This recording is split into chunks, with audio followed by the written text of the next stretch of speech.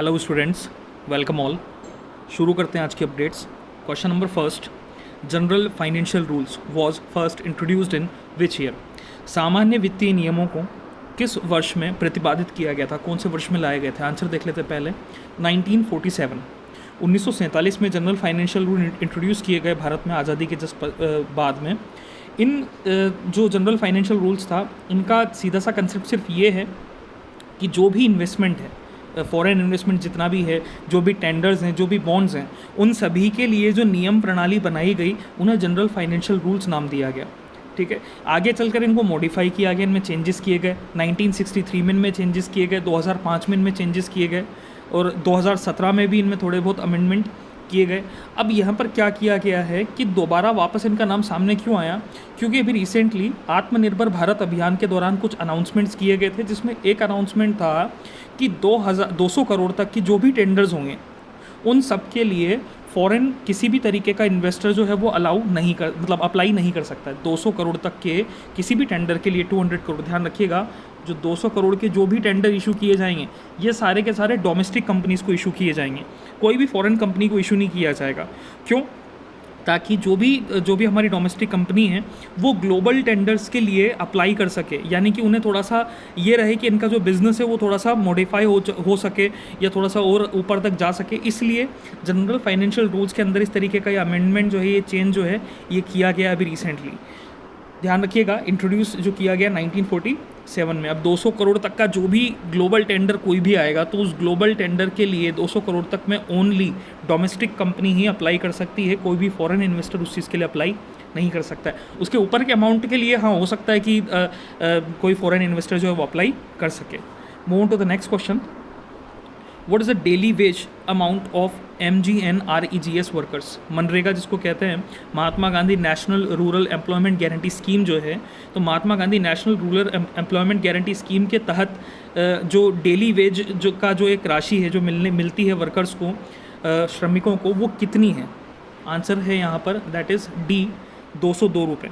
अभी रिसेंटली इसमें चेंजेस किए गए, 182 रुपये से बढ़ाकर इस अमाउंट को कर दिया गया 202 रुपये। अभी रिसेंटली अगर हम देखें कि जो सरकार ने जो चेंजेस किए हैं, उन सरकार के चेंजेस के अंदर 170 करोड़ रुपए जो है वो मनरेगा के लिए दिए गए हैं। मनरेगा वर्कर्स के लिए 170 करोड़ का यहाँ पर अमाउंट जो है वो अलॉट किया गया है। तो उसी में क्या किया गया है कि जो लोग, जब जैसे मान लीजिए जो भी प्रवासी जो मजदूर हैं, जो दूसरे राज्यों में थे, वो जब अपने घरों को लौट रहे हैं तो लगातार अनएम्प्लॉयमेंट की जो एक समस्या वो बढ़ती चली जा रही है। तो उसके लिए सरकार क्या कर रही है कि ज़्यादा से ज़्यादा लोगों को अब इस मनरेगा के तहत अपने ही उन्हीं के गांवों में काम देने का एक प्रावधान यहाँ पर लाया गया है, जिसके तहत 5.28 लाख जो ऐसे पर्सन्स ओनली जम्मू कश्मीर के लिए सिलेक्ट किए गए हैं जो कि मनरेगा के लिए लगाए जाएंगे। उसके अलावा बहुत सारे लोगों को यहाँ पर मनरेगा के लिए सरकार ने कहा है कि मनरेगा के तहत काम दिया जाएगा। और वो जो अमाउंट जो कि 182 रुपये दिया जाता था, उसे 182 रुपये से बढ़ाकर कर दिया गया है 202 रुपये। यानी कि अब जो डेली बेसिस पे जो वेज मिलेगा वर्कर्स को, वो 182 ना मिलकर मिलेगा 202 रुपये, जो उन्हें थोड़ा सा वित्तीय एक सहायता प्रदान कर सके। Move to the next question, which type of textile are to be used for rural road development under PMGSY? प्रधानमंत्री ग्राम सड़क योजना की यहाँ पर बात हो रही है। प्रधानमंत्री ग्राम सड़क योजना के तहत गाँवों के जो रोड्स हैं, जो सड़क हैं, तो उन सड़क निर्माण के लिए किस प्रकार के टेक्सटाइल का, किस प्रकार के अभी रिसेंटली कपड़े का या टेक्सटाइल का यहाँ पर नाम दिया गया है? That is coir geo textile. एक नाम ध्यान रखिएगा, अच्छा क्वेश्चन है। कोयर जियो टेक्सटाइल को यहाँ पर यूज़ किया जाएगा। क्यों यूज़ किया जाएगा? अभी रिसेंटली इसके बारे में बात की गई कि जो national rural infrastructure development agency है, NRIDA जिसको कहा जाता है, तो NRIDA ने क्या कहा है कि ये जो कोयर जियो टेक्सटाइल है, ये एक इतना अच्छा टेक्सटाइल माना जाता है कि 3 साल से लेकर 5 साल तक इसमें किसी भी प्रकार का कोई जो खराबी है वो देखने को नहीं मिलेगी। और ये क्या करता है, अपने आप को डिग्रेड करके ह्यूमस बनाता है। तो ह्यूमस बनाने से क्या होगा, तो जो ह्यूमस अंदर जैसे जैसे डिग्रेड होता रहेगा वैसे वैसे वहाँ पर ह्यूमस बनता रहेगा। अब ह्यूमस बनेगा तो उससे क्या होगा, जो सॉइल जो होती है वो एनरिच होती है। सॉइल जो होगी वो थोड़ी सी एक तरीके से ये कही जाती है कि सड़क निर्माण के लिए अच्छी है या उपजाऊ हो जाए या कुछ इस तरीके का, तो वो उसको सॉइल को ख़राब नहीं करता। अंदर की जो मिट्टी होती है वो उस मिट्टी को यहाँ पे ख़राब नहीं किया जाता है। उसके अलावा ड्रेनेज सिस्टम की अगर हम बात करें या फिल्ट्रेशन की अगर हम बात करें, सेपरेशन की बात करें, तो ये जो है बहुत अच्छे तरीके से जो कोएड जियो टेक्सटाइल है इसमें यूज़ किया जा सकता है। ये जो बनते हैं वो जनरली बनते हैं पॉलीप्रोपिलीन से, ठीक है, ध्यान रखिएगा। जियो टेक्सटाइल जो बनता है इसमें जो एक सब्सटेंस इस्तेमाल किया जाता है दैट इज़ पॉलीप्रोपिलीन, ठीक है, ध्यान रखिएगा। तो इनसे अभी सरकार ने इसको इस्तेमाल करने की बात की गई है। इन जनरल अगर हम रोड कंस्ट्रक्शन की बात करें तो वुमेन जियो टेक्सटाइल का भी इस्तेमाल किया जाता था, नीटेड जियो टेक्सटाइल का भी इस्तेमाल किया जाता है अभी भी इवन, बट अब है जो एक नया हम थोड़ा सा ये कंसेप्ट लेकर आए हैं कोएड जियो टेक्सटाइल का, होता भी है वैसे ये, तो इनको अब थोड़ा सा इस्तेमाल किया जाएगा। सैंड बैग्स वगैरह इनके बनाए जाएंगे ताकि जो है कि ज़्यादा से ज़्यादा जगह हम इस ऐसे रोड का निर्माण कर सकें हैं जिनको 3 साल से 5 साल तक तो लगभग किसी तरीके की खराबी देखने को ना मिले। लगभग अभी अगर हम बात करें प्रधानमंत्री ग्राम सड़क योजना का जो तीसरा एक चरण है उसको लॉन्च किया गया था दिसंबर 2019 में, ठीक है, ध्यान रखिएगा। PMGSY का तीसरा चरण लॉन्च किया गया था दिसंबर 2019 में, जिसके तहत बात की गई थी कि 1,25,000 किलोमीटर के ग्रामीण जो सड़कें हैं उनका निर्माण किया जाएगा। 1,25,000 किलोमीटर की सड़कों को यहाँ पर बनाया जाएगा। उसी के तहत ये बात की गई है कि इसमें पॉलीप्रोपिलीन जो है वो इस्तेमाल किया जाएगा, कोएड जियो टेक्सटाइल जो है उसको यूज़ किया जाएगा। Move to the next question. International day for biological diversity is observed on which date? International day for biological diversity किस तारीख को मनाया जाता है? Answer is C 22 of May. 22 मई को प्रतिवर्ष international day for biological diversity को ऑब्जर्व बनाया जाता है। इसकी जो थीम इस बार दी गई है that is our solution are in nature, ठीक है, ध्यान रखिएगा, our solutions are in nature, इस तरीके की इसकी एक थीम दी गई है। एम्फेसाइज किया गया है कुछ ऐसी चीज़ों पर जो कि फ्यूचर ओरिएंटेड हैं, बायोलॉजिकल डाइवर्सिटी को थोड़ा प्रमोट करने की बात की जाती हो, तो वहाँ इनको थोड़े से इस तरीके के SDG बनाए गए हैं, सस्टेनेबल डेवलपमेंट गोल्स बनाए गए हैं UN के द्वारा, जो कि एग्रीकल्चर से रिलेटेड, हेल्थ से रिलेटेड, या फिर अगर हम बात करें डिसर्टिफिकेशन, एनर्जी, तो इन सबको थोड़ा सा ये कंसर्न है UN के सामने, तो इन सबको सॉल्व करने का एक एजेंडा लिया गया है यहाँ पर, इन सस्टेनेबल डेवलपमेंट गोल्स बनाए गए हैं इसके लिए। तो ध्यान रखना, international day for biological diversity celebrated on 22 of May every year. Move to the next question. How many free cylinders have been distributed under PMUY? UI का मतलब यहाँ पर प्रधानमंत्री उज्ज्वला योजना की यहाँ पर बात की जा रही है। प्रधानमंत्री उज्ज्वला योजना गैस सिलेंडर से संबंधित है। जो भी गैस सिलेंडर जो हैं वो वितरित किए जाते हैं तो उज्ज्वला योजना के तहत दिए जाते हैं। तो इनमें कितने फ्री सिलेंडर्स सरकार जो है वो डिस्ट्रीब्यूट कर चुकी है? Answer is 6.8 crore. 6.8 करोड़ यानी कि B option 6.8 crore LPG cylinder जो हैं वो सरकार फ्री जो है वो बांट चुकी है, जो कि एक बहुत बड़ा नंबर है। अगर हम देखें यहाँ पर पेट्रोलियम मिनिस्टर के द्वारा इस तरीके की घोषणा की, उन्होंने बताया गया कि हमने जो है 6.8 करोड़ सिलेंडर जो हैं वो फ्री डिस्ट्रीब्यूट कर दिए, लेकिन अभी कंट्रोवर्सी के अंदर ही चल रहा है थोड़ा सा, क्योंकि लोग कह रहे हैं कि इतना शायद इस तरीके की चीज़ें हुई नहीं है या पेपर्स में है नहीं ऐसा कुछ भी, ओनली पेपर्स में ही है, सॉरी, और प्रैक्टिकली अगर देखा जाए तो ऐसा कुछ हुआ नहीं। बाकी जो भी है वो सॉर्ट आउट किया जाएगा उस कंट्रोवर्सी को, गवर्नमेंट अपने रूल्स रेगुलेशन जो भी बनाती है उस पर। तो ध्यान रखिएगा। अब यहाँ पर क्या है कि 8 करोड़ जो बेनिफिशरीज हैं उनका नाम दिया गया सामने। टोटल जो है वो 8 करोड़ बेनिफिशरीज दिए गए, जिनमें से 6.8 करोड़ को ये डिस्ट्रीब्यूट किया जा चुका है सिलेंडर। और जो अमाउंट होता है, जो भी बचा कुचा उसका सब्सिडी वाला या किसी भी तरीके का जो अमाउंट है वो डायरेक्ट DBT के थ्रू, डायरेक्ट बेनिफिट ट्रांसफ़र के थ्रू उनके खातों तक, लोगों के खातों तक जो है वो पहुँचाया जा रहा है। अभी खैर बात की भी गई थी, बहुत अच्छा ये कंसेप्ट आया भी था कि जो लॉकडाउन है उस लॉकडाउन के दौरान लोगों को फ्री सिलेंडर सरकार की तरफ से बांटे गए ताकि उन्हें घर में भोजन बनाने से संबंधित, रसोई से संबंधित इस तरीके की जो हानि है वो, मतलब जो समस्याएं हैं उनका सामना ना करना पड़े। Move to the next question. Recently India science deal for inland water transit and trade protocol. अभी भारत ने inland water transit trade protocol किस देश के साथ में साइन किया है? आंसर देख लेते हैं हम यहाँ पर। ये जो प्रोटोकॉल है ये साइन किया गया बांग्लादेश के साथ में। बांग्लादेश के साथ में व्यापार बढ़ाने के लिए, व्यापार बढ़ाने के लिए इन द सेंस क्या हुआ यहाँ पर कि जो भी ट्रेड है, जो भी ट्रांजिट ट्रेड चल रहा है भारत का बांग्लादेश के साथ में, उसको थोड़ा सा और इंक्रीज़ करने के लिए ये एक ट्रीटी यहाँ पर साइन की गई है। इस ट्रीटी में क्या कहा गया है कि जो रूट्स हैं उन रूट्स को थोड़ा सा, जैसे कि दो यहाँ पर नाम दिए गए हैं, डुबरी और चिलमारी। डुबरी जो ये जगह है ये भारत में है और चिलमारी जो जगह है ये बांग्लादेश में है।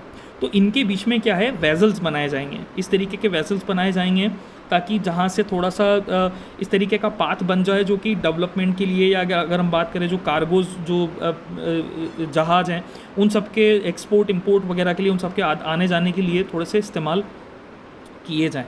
ठीक है, तो ध्यान रखिएगा ये जो रूट है ये बनाया गया भारत और बांग्लादेश के बीच में, इसके लिए ट्रीटी साइन की गई।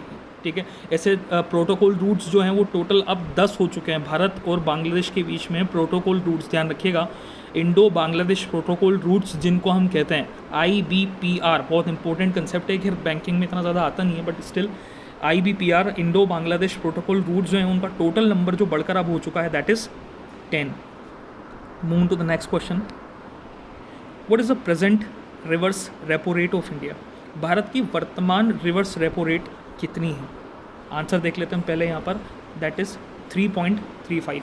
जी हाँ, रिसेंटली अभी रिजर्व बैंक ऑफ इंडिया की तरफ से अनाउंसमेंट्स किए गए जिनमें रेपो रेट और रिवर्स रेपो रेट को घटाया गया, 40 बेस पॉइंट घटा दिया गया। जैसे कि अगर हम RR की भी बात करें, रेपो रेट की बात करें, तो रेपो रेट 4.40 से घटकर 4% कर दी गई है, 4% कर दी गई है। वहीं रिवर्स रेपो रेट जो है उसे भी घटाकर 3.35 कर दिया गया, 3.35 कर दी गई है। अब यहाँ पे क्या है कि इसके होने से क्या होगा, इसके हमारे सामने एक तरीके के फेसेस हमको दिखेंगे। पहला फेस हमको ये दिखेगा कि जो लोन है मार्केट के अंदर वो थोड़े से उनका जो अमाउंट है वो थोड़े से कम हो जाएंगे, जो किस्तें हैं, जो इंस्टॉलमेंट्स हैं लोगों की, वो थोड़ी सी कम हो जाएगी, लोन सस्ता हो जाएगा, कहने का मतलब। अब लोन सस्ता हो जाएगा, लेकिन इससे होगा क्या कि इंटरनेशनल, अगर हम बात करें इंटरनेशनल लेवल पे, तो FDI जो है उस पर भी इफेक्ट आएगा, यानी कि FDI से मिलने वाला जो अमाउंट जो भारत सरकार को मिलता है वो भी थोड़ा सा यहाँ पर कम हो जाएगा, क्योंकि टैक्स रेट जैसे ही कम होती है, इंटरेस्ट रेट जैसे ही कम होती हैं, तो गवर्नमेंट के पास जो रेवेन्यू होता है वो थोड़ा सा घट जाता है। तो FDI के ऊपर थोड़ा सा अगर देखा जाए तो हो सकता है नेगेटिव हो जाए, लेकिन अगर डोमेस्टिक लेवल पे अगर बात करें तो ये यहाँ पर 4%। उसी के साथ अभी एक चीज़ हो रहा है कि आने वाले समय में इस रिवर्स रेपो रेट को और ज़्यादा घटाने की बात की गई है, यानी कि हो सकता है कि इन द मंथ ऑफ अगस्त हमें ऐसा कुछ देखने को मिले, जुलाई अगस्त तक में, कि रिवर्स रेपो रेट जो उसका थोड़ा सा परसेंटेज और कम कर दिया जाए, रेपो रेट में भी 10 से 15 बेस पॉइंट की कमी कर दी जाए और रिवर्स रेपो रेट को भी थोड़ा सा कम कर दिया जाए, ताकि मार्केट की जो इकोनॉमी है वो फिर से दोबारा चल सके।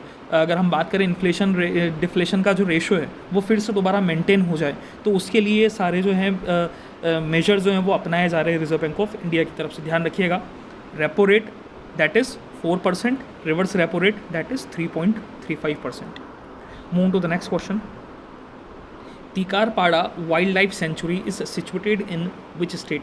तीकारपाड़ा वाइल्ड लाइफ सेंचुरी भारत के किस राज्य में स्थित है? ध्यान रखिएगा, that is situated in Odisha. अभी अगर हम बात करें अम्पन साइक्लोन की, अम्पन तूफान की, तो उसकी वजह से ओडिशा और वेस्ट बंगाल और झारखंड, यहाँ पर जो भी तबाही किसी भी तरीके की हुई है, तो उसमें यहाँ की वाइल्ड लाइफ सेंचुरीज़ वगैरह जो है इनका भी काफ़ी ज़्यादा नाम सामने आया है, क्योंकि यहाँ पर भी जो पेड़ वगैरह हैं, जो पशु हैं यहाँ के अंदर जो निवास कर रहे हैं, यहाँ पर जो जंगली जानवर हैं, उन्हें भी बहुत ज़्यादा समस्याओं का सामना लगातार करना पड़ रहा है। उसी के तहत जो हमारे माननीय प्रधानमंत्री साहब हैं, प्रधानमंत्री श्री नरेंद्र मोदी, उन्होंने और वेस्ट बंगाल का दौरा किया, और वेस्ट बंगाल के दौरे पर ममता बनर्जी जो कि वेस्ट बंगाल की CM हैं, दोनों ने एरियल सर्वे किया, और उस एरियल सर्वे को सब कुछ देखने के बाद में, पूरा एक वहाँ का मेजरमेंट लेने के बाद में, प्रधानमंत्री श्री नरेंद्र मोदी ने 1000 करोड़ रुपए का फंड जो है वो वेस्ट बंगाल के लिए पास किया है। ठीक है, प्रधानमंत्री राहत सहायता कोष जो है वहाँ से 1000 करोड़ रुपए जो हैं वो दिए जाएंगे वेस्ट बंगाल को, ताकि अम्पन तूफान से जो भी प्रॉब्लम्स हुई हैं, जो भी घाटा हुआ है, उन सबसे थोड़ा सा उबरा जा सके। Move to the next question. Rail bot robot has been introduced by which railway zone. अभी रिसेंटली हमने देखा कि बहुत सारे रेलवे जोन्स ऐसे हैं जो अलग अलग तरीके के कोविड-19 के चलते जिनको रेलवे शुरू किया गया है और उसी के तहत काफ़ी कंसर्न है ताकि किसी भी तरह से जो इन्फेक्शन है कोविड-19 का जो संक्रमण है उसके फैलने का जो चांस है वो बिल्कुल घट जाए, बिल्कुल कम हो जाए। तो उसके तहत एक रेल बोट रोबोट जो है वो लॉन्च किया गया है। अब ये किसके द्वारा लॉन्च किया गया है, आंसर देख लेते हैं हम।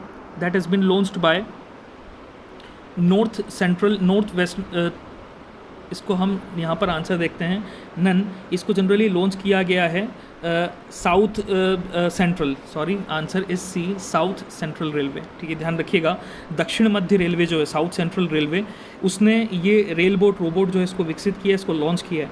इसका इस्तेमाल किया जाएगा जो भी दवाएं हैं, चिकित्सा सामान जो भी है, उन चिकित्सा सामानों की आपूर्ति के लिए, मरीजों को भोजन परोसने के लिए, जिसमें किसी भी प्रकार का शारीरिक संपर्क की आवश्यकता नहीं होगी, यानी कि बिना शारीरिक संपर्क, यानी कि डायरेक्ट हाथ से इस तरीके से उनको नहीं दिया जाएगा। रोबोट जो है वो सर्व करेगा खाना या मेडिसिन वगैरह जो भी हैं। तो ध्यान रखिएगा that has been launched by South Central Railway, SCR। ठीक है, move on to the next question. The book Wuhan Diary dispatches from a quarantined city is authored by। Wuhan Diary dispatches from a quarantined city नाम की ये पुस्तक किसके द्वारा रचित है, किसके द्वारा लिखी गई है? ध्यान रखिएगा इस बुक को अभी रिसेंटली लिखा है फांग फांग ने। फांग फांग एक बहुत बड़ी कहें तो अगर ऑथर कही जाती हैं, चाइना की लेखक है, बहुत फेमस। तो उनके द्वारा ये पुस्तक लिखी गई है कि किस प्रकार से वुहान जो है उसने अपने आप को रिकवर किया है, यानी कि जो भी वहाँ पर जो लॉकडाउन का पीरियड था 60-70 दिन का, जो भी वहाँ पर 77 दिन का जो भी लॉकडाउन वहाँ पर रहा, उस लॉकडाउन के बाद में वुहान ने अपने आप को किस प्रकार से रिकवर किया, कहाँ दोबारा वापस से वहाँ सारे कामकाज शुरू किए गए, इस महामारी को कैसे उन्होंने कम किया है और क्या क्या चुनौतियाँ उन्हें दैनिक जीवन में देखने को मिली हैं। तो इन सब के ऊपर ये पुस्तक जो है वो लिखी गई है, Wuhan diary dispatches from a quarantine city. अच्छा क्वेश्चन है, ये भी ध्यान रखिएगा। फांग फांग राइटर हैं जिनके द्वारा इस बुक को लिखा गया है। ये आज की हमारी अपडेट्स थी। इनसे रिलेटेड अगर किसी प्रकार का कोई डाउट है, you can directly ask it to me. Thank you so much, be safe.